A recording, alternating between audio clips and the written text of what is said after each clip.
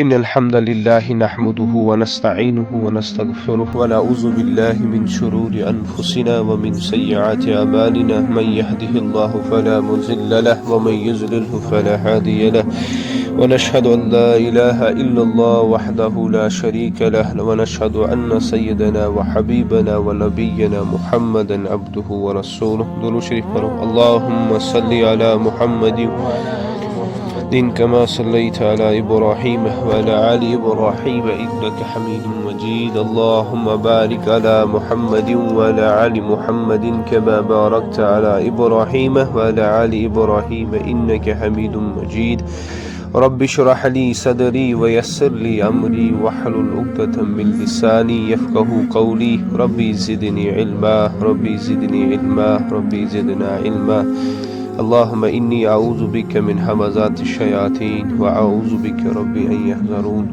اللهم ألهمنا رشدنا وأعذنا من شرور أنفسنا يا مقلب القلوب ثبت قلبي على الدين آمین یا رب العالمین. السلام علیکم ورحمۃ اللہ وبرکاتہ. ایک دفعہ پھر اللہ کے فضل و کرم سے ہم سیرت کے موضوعات کا جو سیریز کنٹینیوسلی ہماری چل رہی ہے 7واں لیکچر ہے سیرت کا، اور جو آج نبی علیہ الصلوۃ والسلام کی سیرت کا جو آغاز ہوتا ہے، کیونکہ اب تو ہم نبی علیہ الصلوۃ والسلام کی پیدائش تک ہم نے پڑھ لیا.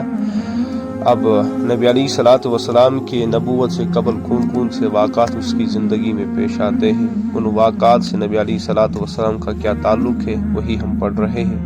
تو سیرت نگاروں نے کچھ اہم واقعات نبی علیہ الصلوۃ والسلام کی زندگی میں جو ہوئے، بہت ساری کتابوں میں بہت سارے واقعات، چند واقعات میں آپ لوگوں کے سامنے رکھتا ہوں.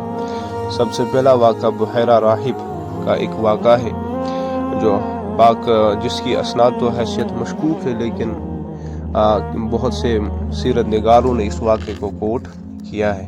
اس میں جب نبی علیہ الصلوۃ والسلام کی عمر مبارک 12 ورش، تو ایک تفصیلی روایت کے مطابق یہ ملتا ہے کہ نبی علیہ الصلوۃ والسلام کے پنس پترس ست ناو حضرت ابو طالب، تو اس کے ساتھ ملک شام چلے گئے. خود گئے ملک شام تجارتی قافلہ لے کر چلے گئے، اور جب چل پڑے تجارت کا قافلہ لے کر، تو نبی علیہ الصلوۃ والسلام اور باقی جو بھی اس سفر میں تھے، جو ساتھی تھے، وہ ایک جگہ قیام پذیر ہوتے، یعنی ایک جگہ رک جاتے ہیں ٹھہراؤ کران. اس ٹھہراؤ کے دوران، اور وہ ٹھہراؤ کا مقام جو ہوتا ہے استاد بستی شاسان آو یا شہر شاسان آو بصرہ، اور بصرہ اس وقت روم کی سلطنت کا دارالحکومت ہوتا ہے. اس وقت جو رومن امپائر جو اس زمانے میں تھی، اسی وقت نبی علیہ الصلوۃ والسلام، اس وقت نبی علیہ السلام کی 12 سال عمر تھی. یہ بصرہ انہی کے قبضے کنٹرول میں تھا اور دارالحکومت بھی تھی. اور اس کے بعد نبی علیہ الصلوۃ والسلام اخ نفر شاسان یمس بحیرہ شاسان بحیرہ راہب اچھ پرا بحیرہ پہ پیش پڑنا ہے، جس کا اصل نام جرجیس ہوتا ہے. اصل نام کیا اس نے جرجیس، لیکن معروف اس کا نام لوگوں کے اندر یہ ہوا بحیرہ راہب. راہب پریسٹس کو کہتے ہیں، یعنی جو چرچن اندر شاسا پریسٹس پادری یمن دویمن لفظن اندر چھ، اسی کو راہب بھی کہتے، پریسٹ بھی کہتے، پادری بھی کہتے. تو یہ بندہ جب اس نے ایک قافلہ، اس ابو طالب کے قافلے کو دیکھا، تو اس پہ امن پر نظر وہ چل پڑا. تو تیمون امن سگو امن خدمت کرنے خاطر، یعنی ان کو دعوت پیش کر دی، ان کی خدمت کر دی. مفسری نگار لکھتے ہیں کہ بحیرہ راہب چھن اوتا گرجا گھر میں نیبر زہ درامت کسی بھی معاملے میں کبھی نہیں نکلا ہے، لیکن آج رائے اچانک. باقی لوگوں نے بھی تفصیلی جو یہاں پہ مختصراً روایت میں آپ لوگوں کے سامنے رکھوں گا، کہ اس نے پھر یہ جب ان کی خدمت کی مان سو رہی کہ کھین چنک انتظام کرو، دعوت پیش کرنا. باقی لوگوں نے تو سوال کیا ہوگا بحیرہ آج اچانک سے کیوں نکلا ہوگا، سارنی کا سوچ ڈیولپ گمس. تو اس نے نبی علیہ الصلوۃ پورے قافلے میں نبی علیہ الصلوۃ والسلام کو دیکھا. نبی علیہ الصلوۃ والسلام سن اوصاف بچپن سے اندر، اور اس نے وہ اوصاف دیکھے. تو یم ساتھ اس تمام کریکٹرسٹک جو اس کی بائبل اسے کہتی تھی، یعنی بحیرہ بائبل کا جاننے والا تھا، عالم تھا نا، بائبل کا وہ عالم تھا. کہ نبی علیہ الصلوۃ والسلام کی پیشن گوئی کس میں موجود تھی؟ بائبل میں موجود تھی. جس کو ہم انجیل کہتے ہیں، تو اس نے اس تمام اوصاف کو دیکھا تو اسے یقین ہوا کہ یہ جو بچہ ہے یہ انبیاء ہے اور یہ نبی بننے والا ہے، یہ اس امت کا سید المرسلین ہے اور یہ اس سید العالمین ہے، رحمت للعالمین۔ اور اس نے جا کر اس کی بازو کو پکڑا اور بازو کو پکڑ کر ابو طالب کو کہا کہ تیرا بھتیجا سید المرسلین ہے۔ 12 سال کی نبی علیہ الصلوۃ والسلام کی عمر ہے، تو لیکن اس نے وہیں سے پیشن گوئی شروع کر دی کہ چون اس بھتیجا ان وہ وقت خاتم المرسلین رحمت للعالمین صلی اللہ علیہ وسلم یہی ہے، کیونکہ یم میانی کتاب اندر یم اوصاف آخری نبی سے میلان سے وہ اس بچے میں سارے کے سارے موجود ہیں۔ تو ابو طالب نے اسے سوال کر دیا، بحیرہ تمہیں کیسے معلوم ہو؟ سکیخن سب یہ معلوم کہ میرا بھتیجا سید الرحمت للعالمین آگے کائنات کا آخری نبی ہے، یہی وہ شخص ہے جو تمام نبیوں کا سردار ہے، سید المرسلین۔ تو بحیرہ شیمس ونان کہ یم ساتھ تو ایک گھاٹی گھاٹی کس جگہ کو کہتے ہیں جو چاروں طرف سے پہاڑوں سے گری ہوئی ہو، یم ساتھ گھاٹی اندر ٲسِو اور گھاٹی سے تم باہر نکل رہے تھے، یعنی تُہۍ ٲسِو بصرہس کُن پکان۔ بہٕ ہسا اوسُس گرجا گرس منٛز وٕچھان، اپنے آنکھوں سے دیکھ رہا تھا کہ کئیں تہٕ یم کُلۍ ہسا ٲسۍ سجدٕ کران، کئیں تہٕ کُلۍ ٲسۍ سجدٕ کران۔ اور ہماری کتابوں یہ میں ملتا ہے کہ پتھر اور پیڑ کسی نبی کے علاوہ کسی کو یہ سجدہ نہیں کرتے، تعظیمی سجدہ کرتے ہیں تمام انبیاء علیہ السلام کو۔ اس نے اس قول کے مطابق بحیرہ کہتا ہے کہ ہر ایک نبی ہی کو یہ سجدہ کر سکتے، نبی اس وغیر شنم جھکان کاشے بکوئی۔ اور اس لیے میں باہر آج میں گرجا گھر سے باہر نکلا، میں دیکھوں اس تو قافلہ کافرس میں کستان شخص اس خاتم المرسلین چھو، اور میں نے آپ کے بھتیجے کو جب دیکھا تو اس میں وہ اوصاف مجھے نظر آئی۔ یعنی اس سے کیا پتہ چلتا ہے کہ یہ واقعتاً کرسچنٹی کو جو فالو کرنے والے ہیں ان کے جو راہب ہیں ان کو حقیقت میں معلوم تھا کہ یہ محمد صلی اللہ علیہ وسلم ہے، اس پہ ہمیں ایمان لانا ہے، اس کی ہمیں پیروی کرنی ہے۔ ہماری کتابوں میں اس کی دلیل ملتی ہے کہ آخری نبی کیسا ہوگا، کہاں اس پر ظہور ہوگا، کیا نام ہوگا، لیکن سٹل پھر بعض اوقات بعضوں نے پھر بغاوتیں کر دی، بعض ایمان نہیں لے آئے جب نبی علیہ الصلوۃ والسلام نے نبوت کا اعلان کر دیا۔ تو پتہ جس اخرایا ام بحیران دس امس اخرایا ونس اے ابو طالب اگر سے می رائے مانا کہ اس بچے کو بصرہ سے واپس مکہ لے چلو، ام پکنا ملک شام کی کیاز یہ ونس ریزن ملک شام اسمز ہسا یہود جو فلسطین میں، اگر تمو وچھا یہ بچ نبی علیہ الصلوۃ والسلام اگر یہ وچھا اور اس کو، کیونکہ ان کی کتابوں میں بھی ان کے اوصاف موجود تھے نبی علیہ الصلوۃ والسلام کی، میں بھی اس کو جان کا خطرہ ہے، اللہ بچائے۔ وہ نبی علیہ الصلوۃ والسلام کو بچپن ہی میں قتل کے پیچھے، اور یہ سیرت میں ایک واقعہ ملتا ہے کہ ایک دفعہ عبداللہ شاید نبی علیہ الصلوۃ والسلام کے باپ کو 4 یہودوں نے، وہ ایک طویل واقعہ تھا، یہاں پہ بعض مفسرین نے اسے کوٹ کیا ہے، بعض نے نہیں لکھا کہ یہود اس نبی علیہ الصلوۃ والسلام زوس پت، یعنی اس اعتبار سے کیونکہ وہ حسد کرتے تھے، تم حسد کرنا یہ ان کو معلوم تھا، کیونکہ قرآن بھی کہتا ہے، قرآن جو منان کہ پہلے ہی سورہ میں سورۃ البقرہ اندر کہ یا رسول اللہ صلی اللہ علیہ وسلم یہود آپ کو اس طرح جانتے ہیں جس طرح یہ جانتے یعرفون ابناءہم، اس کا نمزانان سے کہ وہ لڑکے میون کھو یہ میری اولاد ہے، اس طرح یہ آپ کو بھی جانتے ہیں کہ آپ اللہ کے آخری نبی ہیں، لیکن سٹل ان لوگوں نے کیوں ایمان نہیں لے آئے؟ اس وجہ سے ان لوگوں نے کہا نبوت ہمیں ملی تھی بنی اسرائیل کو، یہ قریش میں کہاں سے آ گئی؟ قریش میں کیوں نبی علیہ الصلوۃ والسلام کا ظہور ہوا؟ حالانکہ ان لوگوں نے ہی یثرب والوں کو، مکہ والوں کو، باقی پوری دنیا میں جہاں پہ یہودی تھے ان لوگوں نے تمام لوگوں کو کہا کہ آخری نبی کا ظہور اب قریب ہے، لیکن سٹل انہوں تم ایمان کی وجہ یہی ہے ان کے اندر تعصب ہو گیا، حسد ہو گیا، حسد کا بناس پر گوس کہ ای کیا آن بنی اسرائیل اندر ای کیا آو قریش اندر یا اسماعیل علیہ السلام کی اولاد میں سے یہ کیوں آ گیا؟ اس حسد کی بنا پر ان لوگوں نے ایسا کہا۔ اس کے بعد ایک اور واقعہ 15 سال کی عمر میں نبی علیہ السلام کے سامنے پیش آتا ہے۔ وہ کیا ہے؟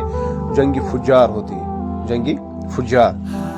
اس ٹائم وقت نبی علیہ السلام عمر مبارک 15 وری، اور اس جنگ میں کیا ہوتا ہے؟ قریش کے 2 خاندان ہوتے ہیں، قریش کے 2 خاندان، اکھ قریش، بیٚیہِ بنو کنانہ، اور امن ہنز جنگ چھ گسان قیس ایلانس۔ قیس ایلان ایک اور خاندان ہوتا ہے، جنگ چھ گسان، ات جنگس میں نبی علیہ السلام شریک نوان۔ جنگ کیا ہوتی ہے؟ بنو کنانہ پہلے وار کرتا ہے، بنو کنانہ جو سولجر ہوتا ہے، جو لیڈر سہ حربہ بن امیہ، حربہ بن امیہ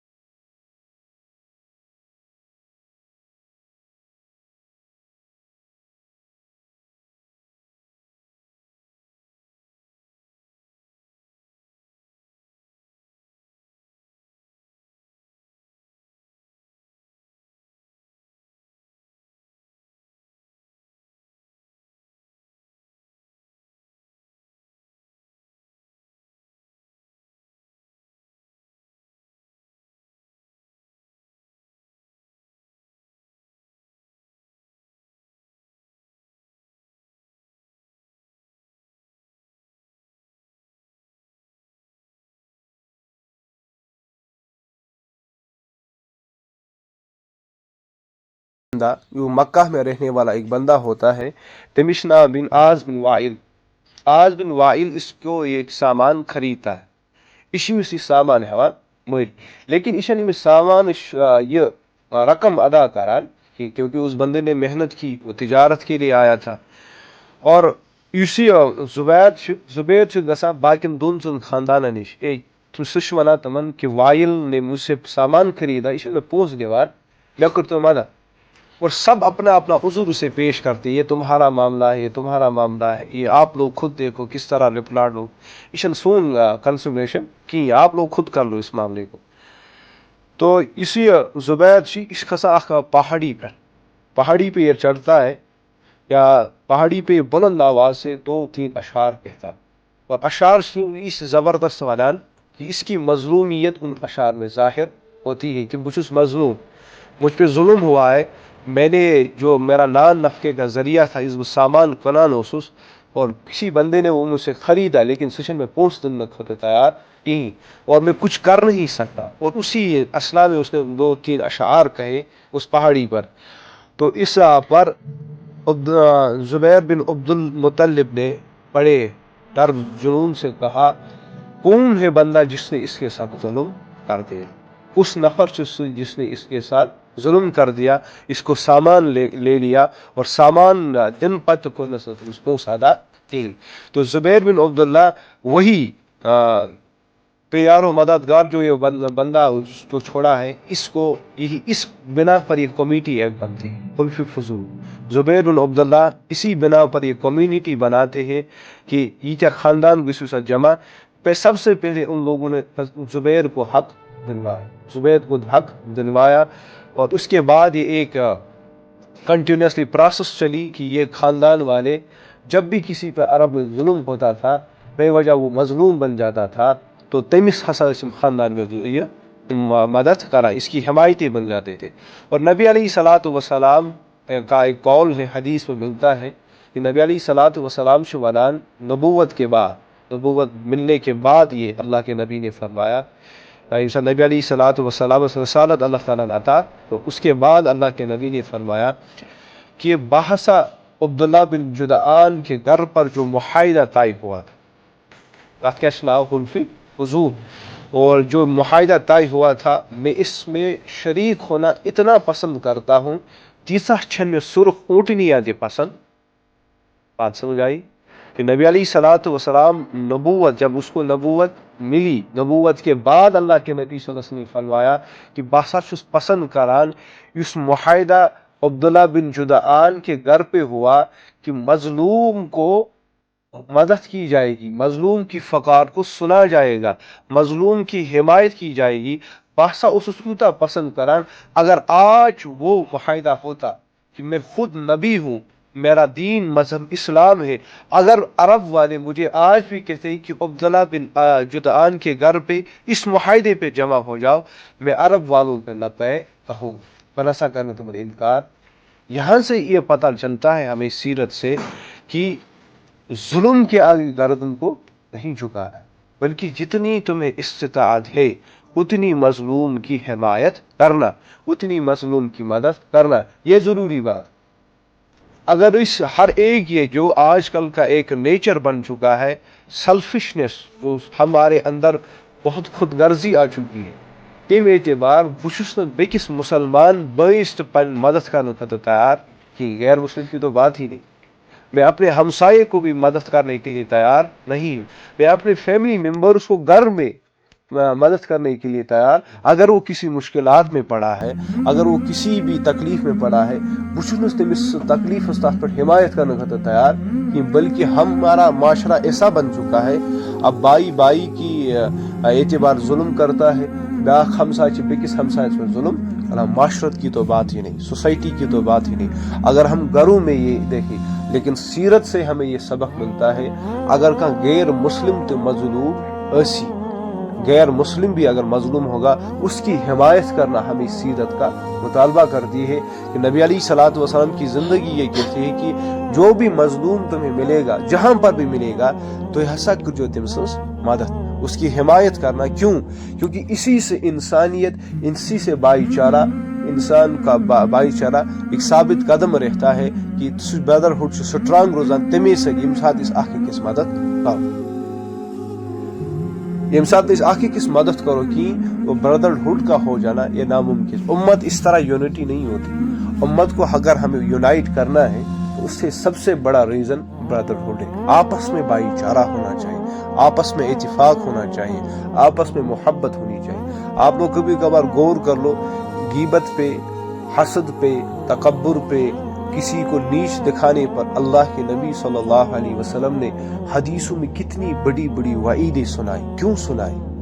اگر تو ریسپیکٹ نہیں ہو آتی کہ اتنی بڑی وعیدیں اس لیے سنائی کہ اس سے انسانی اتفاق, انسانی آپس میں محبت ختم ہو جاتی. غیبت سے, حسد سے, عناوت سے, تکبر سے, ایک دوسرے کو ذلیل کرنے سے, کرٹیسزم کرنے سے, ٹانٹنگ سے, ان سب چیزوں سے ہمارا معاشرہ بگڑ جاتا ہے. اگر یہ ضروری بات ہے, یہ مش نفر سب غیبت کر ضمن ایک بات یاد آ گئی تاکہ سمجھنے کے لیے آپ لوگ یہ سمجھو یہ بات. اگر میں کمس کانس نفر سب غیبت کروں, سپوز کے طور پر میں نے محسن کی غیبت کر دی کسی جگہ, اور اس نے کسی بندے سے میرے بارے میں سنا کہ فلانی بندے نے میرے متعلق غیبت کی, میں کتنا بھی دعویٰ کروں ہم المؤمنون اخوۃ المؤمن کہ مومن مومن کا بھائی ہوتا ہے, المسلمون اخو المسلم, یہ کتنا بھی میں بڑا دعویٰ کر لوں, لیکن محسن اور میرے درمیان میں کبھی بھائی چارہ نہیں ہوگا. کیوں نہیں ہوگا؟ کیونکہ ہم ایک دوسرے کے خلاف طنز کر رہے ہیں, ایک دوسرے کے خلاف غیبتیں کر رہے ہیں, اور یہ بھائی چارہ ہمارے اندر مسلم کمیونٹی کو وجود میں نہیں لا سکتا. یہ ہے کہ مسلم کمیونٹی سٹرانگ ہے. سوسائٹی کس اعتبار سے سٹرانگ ہوتی ہے؟ جب آپس میں بھائی چارہ ہو. سب سے بڑی چیز جب بھی کوئی کمیونٹی سٹرانگ ہوتی ہے اس میں سب سے پہلی چیز جو ہوتی ہے وہ یونٹی ہوتی ہے, آپس کا اتفاق ہونا.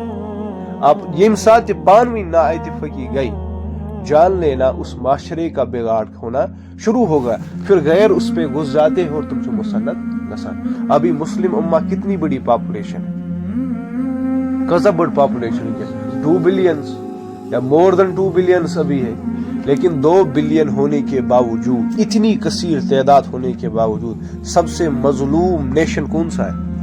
مسلم نیشن. کیوں ہے؟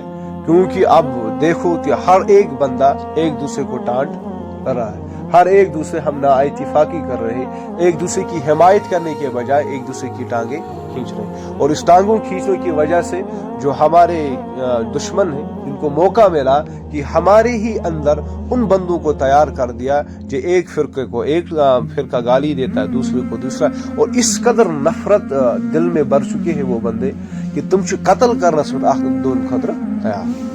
وہ ہمارا ذہن اس سے ماورا ہو, ہمارا ذہن اس سے بالا تر ہو. ہمارے اندر کبھی بھی امت کے خلاف, جو بھی امت کو توڑنے کی بات کرتا ہے اس کو سننا بند کر دو. جو بھی امت کے خلافت اس اعتبار امت کے خلاف ایسی باتیں کہہ دیتا ہے جس میں امت کا جوڑ نہیں بلکہ توڑ ہے, اس کی باتیں سننا بند کر دو. کیونکہ وہی وہ بندہ ہے جس کو اللہ بچا, اس کو ہدایت اللہ دے دے کہ جس میں اندر شیطانی خصلتیں ایسے آ گئی جو مسلمان کمیونٹی کا بھائی چارہ ختم کرنا چاہتا ہے. حالانکہ سیرت ہمیں یہ کہتی ہے, نبی علیہ الصلوۃ والسلام سن اقوال مبارک شاسی والان کہ تمہیں مظلوم کی حمایت کرنی ہے. انشاءاللہ ہم کوشش کریں گے جب بھی کوئی زندگی کے اندر کوئی مظلوم ملے, راستے میں ملے, ہمیشہ حق کی بات کہنا. قرآن مجید چھوالان کہ جب بھی تم بات کہو گے تو حق کی کہو گے, ایون کہ وہ تمہیں اپنے نفس کے خلاف ہو, تمہارے ماں باپ کے خلاف ہو, تمہارے اقارب و رشتہ داروں کے خلاف ہو. بات کیا ہوگی؟ حق کی ہوگی. چاہے اپوزٹ سے دشمنی کیا چھین سے کھڑا, لیکن تمہیں ہمیشہ کس بات کا ساتھ دینا ہے؟ حق کا ساتھ. یہی اسلام کہتا ہے. یہ نہیں کہتا کہ اسلام اس وقت رشتہ داری کو نہیں دیکھتا. تمہیں ماں باپ کا رشتہ ہے, تمہیں دوستی کا رشتہ ہے, تمہیں قریب رشتہ داری کا رشتہ نہیں. اسلام کہتا ہے تمہیں حق کا ساتھ دینا ہے, اور یہ قرآن مجید کا اللہ کا بتایا ہوا حکم ہے. تو لیکن ہم حق تو دور کی بات, ہم تو اس پر جھوٹ کے ایسے لیولز لگاتے ہیں. تم لیول پھٹراما لگنا استاوری, اور پھر شاید ہی جو حق بات ہی وہ ظاہر ہو جاتی ہے.